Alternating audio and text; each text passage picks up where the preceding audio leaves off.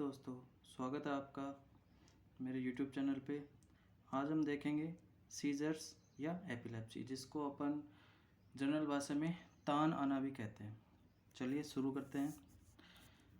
इसको chronic seizures के नाम से भी जाना जाता है। ज़्यादातर एग्ज़ाम्स में इसको क्रोनिक सीजर्स भी बोल दिया जाता है, तो क्रोनिक सीजर्स आप ध्यान रखिएगा।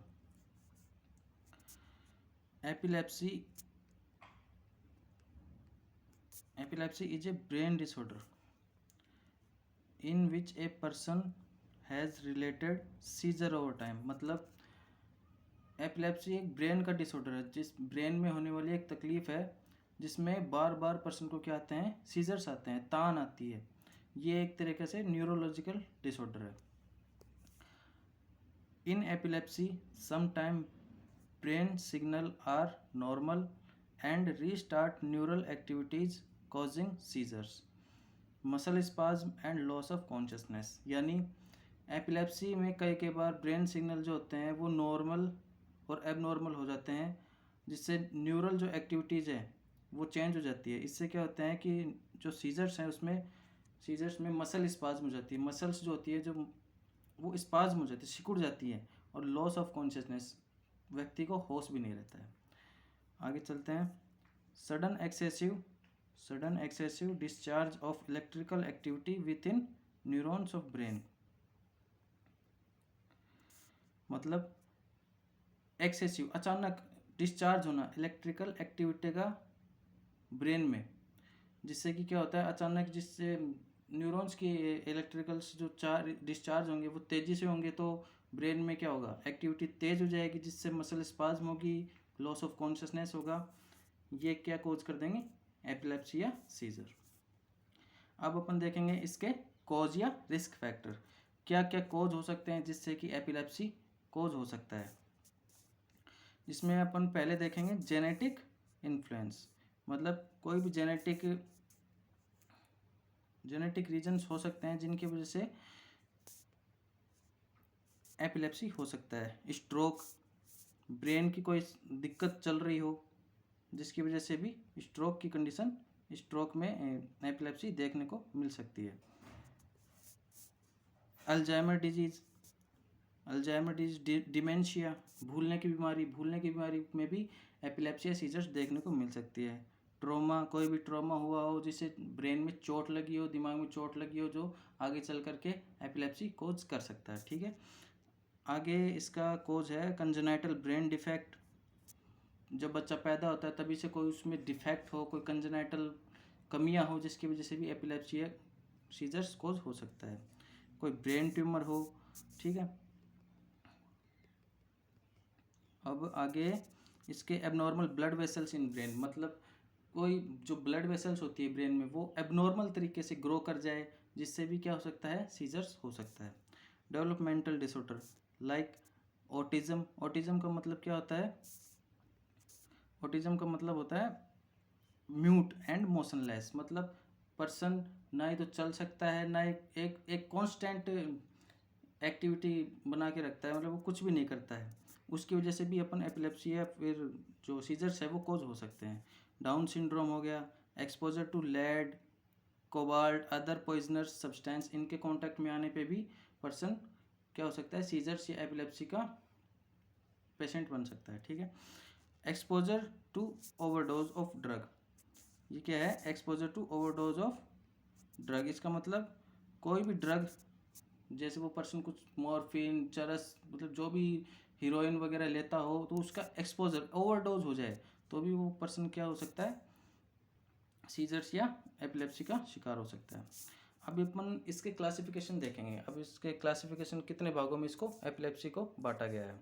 तो सबसे पहले इसका सब टाइप है फोकल सीजर। फोकल सीजर क्या होता है, focal seizure when seizure appear to result from abnormal activity in at just one part of brain, they called focal seizure. आपको जनरल भाषा में बताता हूँ फोकल सीजर क्या होता है। फोकल सीजर में ब्रेन का वन साइड होता है जो कि अफेक्ट होता है। ठीक है।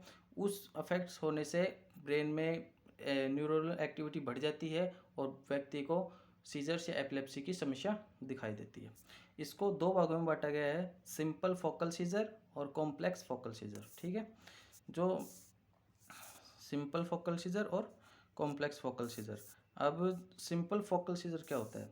सिंपल फोकल सीजर को अपन समझेंगे, इसमें does not result in LOC, मतलब इसमें पर्सन की जो लॉस ऑफ कॉन्शियसनेस है वो ज़्यादा अफेक्ट नहीं होती। इसमें पर्सन होश में रहता है कुछ समय के लिए, बस उसको जैसे अपन अब आगे पढ़ेंगे, the person have experience sudden and unexplainable feeling, they may also result in involuntary jerking of parts of body. इसका क्या मतलब है, मैं आपको अपनी नॉर्मल भाषा में समझाता हूँ, समझ में आ जाएगा।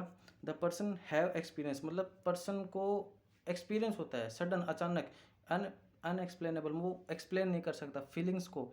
मे result also involuntary jerking, jerking का मतलब होता है झटके, उसकी बॉडी में क्या लगेंगे, झटके लगेंगे, जिससे कि उसको पता तो रहेगा कि मेरे साथ क्या हो रहा है, लेकिन वो कॉन्शियस में रहेगा, उसको होश रहेगा। इस वजह से ये सिंपल फोकल सीजर इसको कहते हैं। ठीक है, अब अपन आगे बढ़ते हैं, सॉरी,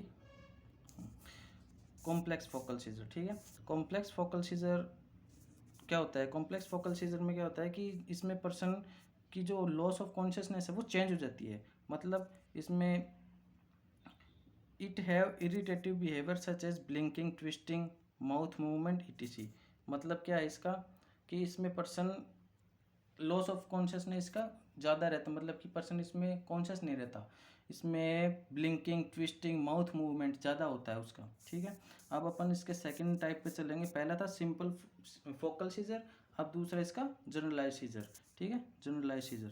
जनरलाइज सीजर क्या होता है कि जब इसको नॉर्मल भाषा में समझाऊँ तो जो जनरल सीजर होता है, जनरलाइज सीजर, उसमें ब्रेन के दोनों पार्ट जो होते हैं वो क्या होते हैं, अफेक्ट होते हैं। देखिए यहाँ पे लिख रखा है both side of brain neuronal activity क्या हो जाती है, इसमें एबनॉर्मल हो जाती है। ठीक है, अब अपन आगे देखते हैं, इसके भी दो सब टाइप होते हैं। ठीक है, जिसमें पहला है, इसमें जनरलाइज सीजर के सब टाइप बहुत होते हैं, जैसे एब्सेंस सीजर हो गया, टॉनिक सीजर हो गया, क्लोनिक सीजर हो गया, टॉनिक क्लोनिक सीजर हो गया, ये इसके सब टाइप है जो कि इसको भागों में बांटा गया है। ठीक है, तो जो एब्सेंस सीजर है, ये एब्सेंस सीजर ये क्या होता है, the person may appear jerking and twisting muscles and can cause loss of awareness. इसमें पर्सन क्या करता है, इसमें जर्किंग लगता है, ट्विस्टिंग, उसकी मसल्स जो होती है वो ट्विस्ट हो जाती है, जिससे कि क्या होता है उसका लॉस ऑफ कॉन्शियसनेस, अवेयरनेस भी क्या हो जाता है, कम हो जाता है। ठीक है, अब आते हैं अपन नेक्स्ट सब टाइप पे, टॉनिक सीजर। टॉनिक सीजर क्या होता है कि in this stiffing of muscles of back, arm and leg and may fall to ground. मतलब स्टिफिंग ऑफ मसल्स, मतलब जकड़ जाती है, मसल्स टाइट हो जाती है बैक की, आर्म्स की एंड पैरों की, जिससे कि पर्सन क्या होता है वहीं ग्राउंड में गिर जाता है। ठीक है, अब अपन थर्ड सब टाइप पे चलेंगे, क्लोनिक सीजर। जो क्लोनिक सीजर होता है, in this jerking muscles contraction on neck and face. Clonic seizure में क्या होता है कि जो नेक एंड फेस की जो मसल्स होती है उनमें क्या होता है, जर्किंग होती है। जर्किंग मतलब झटके लगते हैं। ठीक है, ठीक है दोस्तों, अब अपन आगे चलते हैं। अब इसका जो फोर्थ सब टाइप है वो देखते हैं, टोनिक क्लोनिक सीजर। ठीक है, टोनिक क्लोनिक सीजर क्या होता है, इसको अपन ग्रैंड सीजर भी कहते हैं, ये ग्रैंड सीजर। ठीक है, इसको अपन ग्रैंड सीजर भी कहते हैं। In this loss of consciousness, stiffing and jerking of body and loss of bladder control and biting tongue. इसमें क्या होता है कि पर्सन जो होता है वो अपनी जीभ को बीट कर ले जाता है, मतलब चबाने लग जाता है, दबाने लग जाता है। इसमें पर्सन का जो ब्लैडर होता है वो अनकंट्रोल्ड होता है, वो कंट्रोल नहीं कर पाता, कहीं पर भी टॉयलेट बाथरूम कर सकता है। ठीक है, अब अपन इसके जो एपिलेप्सी या सीजर्स है उसके साइन सिम्टम पे जाएंगे। ठीक है, साइन सिम्टम क्या होते हैं इसके, साइन सिम्टम, तो साइन सिम्टम कैसे देख के पहचानेंगे कि ये इस पर्सन को किस टाइप का सीजर आ रहा है, एपिलेप्सी किस प्रकार की सीजर आ रही है, क्या अपन उसको देख के पहचान सकते हैं। तो पहला है टेम्परेरी कन्फ्यूजन। टेम्परेरी, जो पर्सन जिस पर्सन के सीजर्स आएंगे वो पर्सन टेम्परेरी क्या हो जाएगा, कन्फ्यूज हो जाएगा। ठीक है, सेकंड अपन देखते हैं अनकंट्रोलेबल जर्किंग मूवमेंट, मतलब उसमें अचानक से झटके लगने स्टार्ट हो जाएंगे बॉडी में, एक तरीके से अपन देखते ही पहचान जाएंगे कि इसके एपिलेप्सी आ रहे हैं, सीजर्स आ रहे हैं। ठीक है, थर्ड अपन इसके साइन सिम्टम देखते हैं, loss of consciousness. Loss of consciousness आपको पता ही है, एपिलेप्सी के पर्सन में लॉस ऑफ कॉन्शियसनेस देखने को मिलेगा। Involuntary change of body movement, involuntary change of body movement, body का जो मूवमेंट होगी वो इनवॉलेंट्री चेंज हो जाएगी, हाथ कहीं का कहीं पहुंच जाएगा, पैर कहीं का कहीं पहुंच जाएगा, दांत कहीं, आंखें कहीं पहुंच जाएंगी, तो involuntary changes of body movement. ठीक है, विजुअल चेंजेस, विजुअल देखने में आंखें उसकी कहीं और कहीं, मतलब अपनी जो मूवमेंट होगी वो आंखें एक लेफ्ट साइड में हो जाएगी, एक राइट साइड में हो जाएगी, ऐसे मतलब अपनी मूवमेंट अनयूजुअल हो जाएगी उसकी। फिर आगे इसका साइन सिम्टम है फंक्शन, सेंसेशन, अवेयरनेस और बिहेवियर, ये क्या हो जाएंगे इसके, चेंज हो जाएंगे। डिजीनेस होगी, हेडेक होगा।